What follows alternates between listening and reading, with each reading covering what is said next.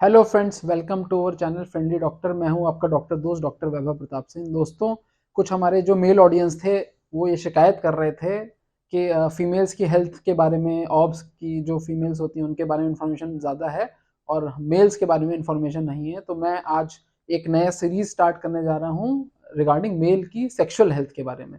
तो दोस्तों, मैंने मेल की सेक्शुअल हेल्थ क्यों चुना है, क्योंकि ये बहुत एक जो टैबू होता है ना, एक ये ज़्यादा डिस्कस नहीं किया जा सकता है इस टॉपिक को। इसके बारे में जो करेक्ट इन्फॉर्मेशन है उसका तो समझ लीजिए अभाव है, यानी कि 1% इसके बारे में सच्ची सच्ची इन्फॉर्मेशन पॉपुलरली व्याप्त है। 99% जो आप चीज़ें सुनते हैं समझते हैं वो सारी झूठ हैं, गलत हैं, अनसाइंटिफिक हैं और इररेलेवेंट हैं। तो यही एक जो टैबू है, इसके बारे में जो मिस इन्फॉर्मेशन है उसको हटाने के लिए मैंने टॉपिक चूज किया है। थोड़ा बोल्ड टॉपिक है, थोड़ा पर्सनल टॉपिक है, बट इसके बारे में मैं अब बर्दाश्त नहीं कर सकता कि इतना गलत जो इन्फॉर्मेशन व्याप्त है, तो अब मैं और नहीं रुक सकता हूँ।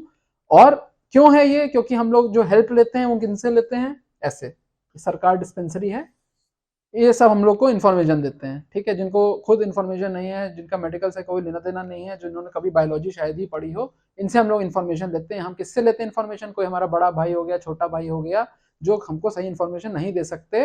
और इसके पीछे एक ये कारण भी है कि जो इंडिया में जो सेक्सुअल एजुकेशन है, जो बच्चों में जो पढ़ाया जाता है, सेक्सुअल इन्फॉर्मेशन की टोटली एब्सेंट है। मतलब बिल्कुल भी इसके बारे में नहीं बताया जाता है कि सेक्सुअल हेल्थ क्या होता है, बेस्ट प्रैक्टिसेस क्या होती हैं, सही तरीका क्या होता है चीज़ों को समझने का। इसके बारे में बिल्कुल भी हम लोग को इन्फॉर्मेशन नहीं दिया जाता है। तो दोस्तों, हम ये टॉपिक शुरू करते हैं। अगर आपको पसंद आ रहा है तो हमारे चैनल को प्लीज़ सब्सक्राइब करें, हमारे इस वीडियो को लाइक करें, ज़्यादा से ज़्यादा शेयर करें।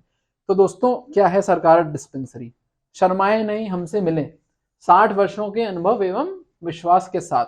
शादी के पहले या शादी के बाद निराश व्यक्ति अवश्य मिले।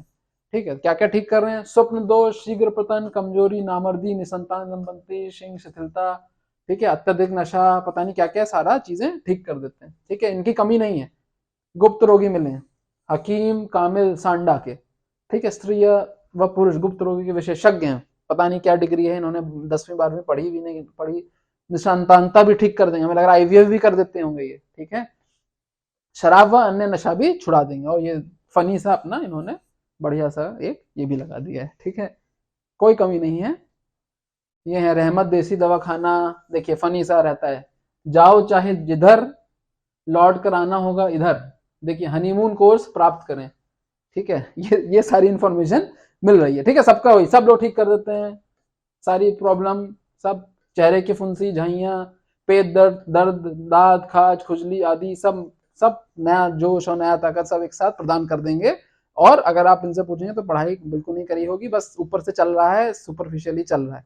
ठीक है, तो यही सब, इसी सब की वजह से मिस इन्फॉर्मेशन है, 99% गलत इन्फॉर्मेशन है। तो दोस्तों, अगर मैं मेल रिप्रोडक्टिव ऑर्गन की बात करूं कि जो मेल का रिप्रोडक्टिव ऑर्गन होता है, तो उसमें जो मेजर स्ट्रक्चर होते हैं वो होते हैं 2 टेस्टिस यानी कि अंडकोश, ठीक है, और प्रोस्टेट ग्लैंड। ठीक है, प्रोस्टेट ग्लैंड ये आपकी पेशाब की थैली है। ठीक है, उसके पीछे सिचुएटेड होती है प्रोस्टेट, और ये होते हैं टेस्टिस। टेस्टिस में हमारा स्पर्म यानी कि हमारा जो शुक्राणु होता है वो फॉर्म होता है। ठीक है, वो फॉर्म होके जाता है प्रोस्टेट में। ठीक है, टेस्टिस में शुक्राणु फॉर्म होता है। ठीक है, 2 अलग अलग चीजें होती हैं, शुक्राणु यानी कि स्पर्म, वीर यानी कि सीमेन। ठीक है, तो जो मेजोरिटी जो डिस्चार्ज होता है, जो व्हाइट कलर का डिस्चार्ज हम देखते हैं वो सीमेन होता है। सीमेन के अंदर स्पर्म यानी कि शुक्राणु होता है। सीमेन वीर, उसके अंदर स्पर्म यानी कि शुक्राणु। स्पर्म या शुक्राणु को हम लोग नहीं देख सकते, माइक्रोस्कोप में देख सकते हैं। सीमेन या वीर्य को हम लोग बाहर से देख सकते हैं। तो हम लोग ऑब्जर्व कर रहे होते हैं वो सीमेन होता है या वीर्य होता है। तो इसमें शुक्राणु शुक्राणु फॉर्म होता है यानी कि स्पर्म फॉर्म होके प्रोस्टेट के पीछे एक और ग्रंथि होती है, इसको बोलते हैं सेमिनल वेसिकल।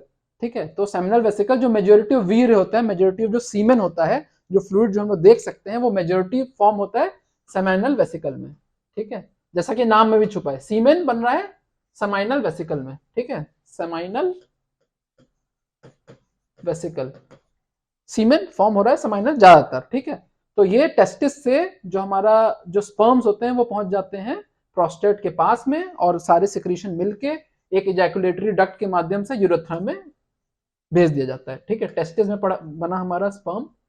ठीक, टेस्टिस से एपिडिडाइमिस में से गया, वास्ट डिफरेंस के माध्यम से इजैकुलेटरी डक्ट में मिक्सिंग हुई, स्पर्म और सेमिनल फ्लूइड की मिक्सिंग हुई, ठीक है, और यूरेथ्रा से वो बाहर इजैकुलेट या इजेक्ट कर दिया जाता है। तो ये होता है नॉर्मल एनाटॉमी।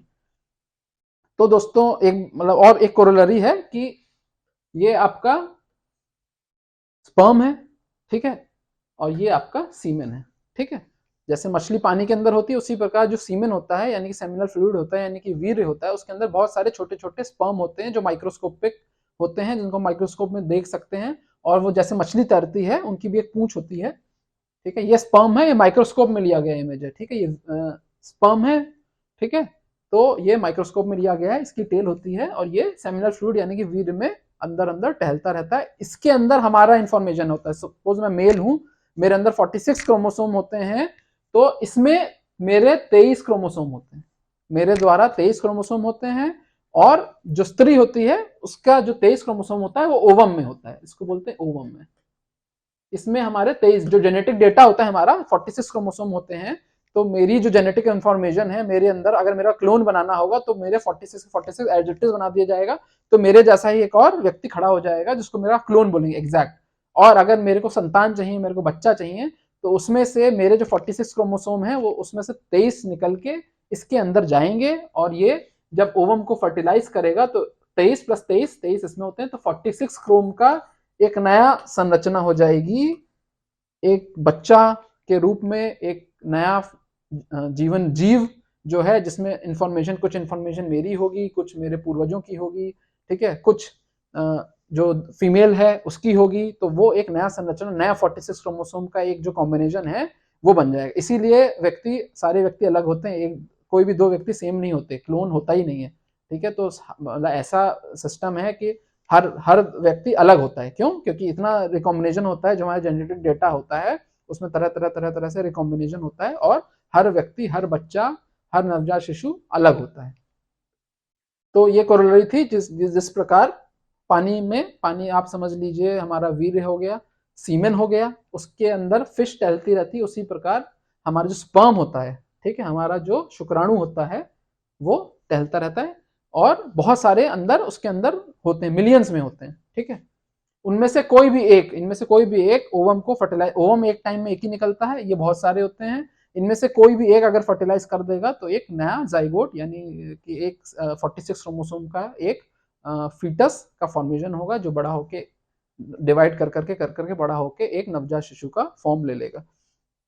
तो दोस्तों अगर हम लोग बात करें सीमेन की, मैं आज इस वीडियो में मेजोरिटी सीमेन यानी कि वीर्य के बारे में बात करूंगा। तो वो यूजुअली ट्रांसलूसेंट होता है, ठीक है, यूजुअली व्हाइट टिंज होगा या ग्रे टिंज होगा या येलो टिंज होगा। तो बहुत सारे लोग परेशान रहते हैं, मेरा जो वीर है उसमें पीलापन रहता है, पीलापन रहता है, पीलापन रहता है, कोई बीमारी नहीं होती, ठीक है। उसका यूजुअल कलर व्हाइट हो सकता है, ग्रे हो सकता है, येलो हो सकता है। हाँ, अगर ब्लड आ रहा है उसमें रेडिश, बहुत ज्यादा रेडिश है, तो वो किसी बीमारी का इशारा कर रहा है। तो उसके लिए आप किसी अच्छे डॉक्टर, इनके पास नहीं, जो मैं अभी बता रहा था रहमत दवाखाना, सरकार दवाखाना इत्यादि इत्यादि, इनके पास नहीं जाएंगे। उसके लिए आप यूरोलॉजिस्ट होता है, किसी भी क्वालिफाइड डॉक्टर, या बेस्ट रहेगा यूरोलॉजिस्ट, जो इसका पुरुषों के रोग का और पेशाब की जो मल मूत्र की जो होती हैं सिस्टम जो होता है, रिप्रोडक्टिव सिस्टम मेल का, और ये किडनी वाला जो सिस्टम होता है, तो उसका डॉक्टर जो होता है इसको दिखाएंगे। और ये नहीं अवेलेबल तो किसी अच्छे पढ़े लिखे एमबीबीएस एमडी डॉक्टर को आप दिखा सकते हैं, उनको नहीं दिखाएंगे, ठीक है। और नेक्स्ट अगर बात करें तो जो सीमेन होता है, ठीक है, जो वीर्य होता है, वो पहले जब इजैकुलेट होता है, जब निकलता है, तो पहले वो कोएगुलेट करता है, यानी कि वो थक्का टाइप बनेगा। जैसे आपका ब्लड निकलता है तो कोएगुलेट करता है, ठीक है, ब्लड जब आप निकल रहा होता है तभी तो ब्लड रुकता है, तो पहले वो एक थक्के फॉर्म में कोएगुलेट हो जाएगा, ठीक है। तो बहुत लोग बोलते हैं मेरा वीर गाढ़ा है, बहुत लोग बोलते हैं मेरा वीर बहुत ज्यादा पतला है। तो भाई पतला होना डिपेंड करता है कि आप कब देख रहे हो, ठीक है। अगर आप इमीडिएटली निकलने के बाद देख रहे हो तो आपको गाढ़ा लगेगा, और उसको अगर आप 15-20 मिनट बाद ऑब्जर्व करोगे तो आपको पतला लगेगा, ठीक। अब ये जो गाढ़ा है वीर, ये डीकोएगुलेट हो जाएगा, लिक्विफाई हो जाएगा, ठीक है, पानी के फॉर्म में कन्वर्ट हो जाएगा। तो ये कोई पतला होना, गाढ़ा होना, ये कोई बीमारी नहीं होती, ठीक है, ये नॉर्मल फिजियोलॉजी है, ठीक। शुरू में वो गाढ़ा होगा, क्लॉट टाइप का बनेगा, कर्ड टाइप का बनेगा, और फिर वो धीमे धीमे धीमे वो पानी फॉर्म में बन जाएगा। और कैसे बनता है, पीएसए, इसके बारे में वीडियो बना चुका हूँ। प्रोस्टेट स्पेसिफिक एंटीजन होता है जो इसको कोएगुलेट कर देता है, लिक्विफाई कर देता है, डीकोएगुलेट कर देता है, लिक्विफाई कर देता है, पानी फॉर्म में बना देता है। तो ये कोई बीमारी नहीं है, ठीक है। और जो क्वांटिटी होती है एक बार एजैकुलेशन में 1 चम्मच, 1 टीस्पून, ठीक है। तो बहुत सारे लोग कहते हैं मेरे को एजैकुलेशन वीर्य कम निकलता है, कम निकलता है। सिर्फ 1 टीस्पून,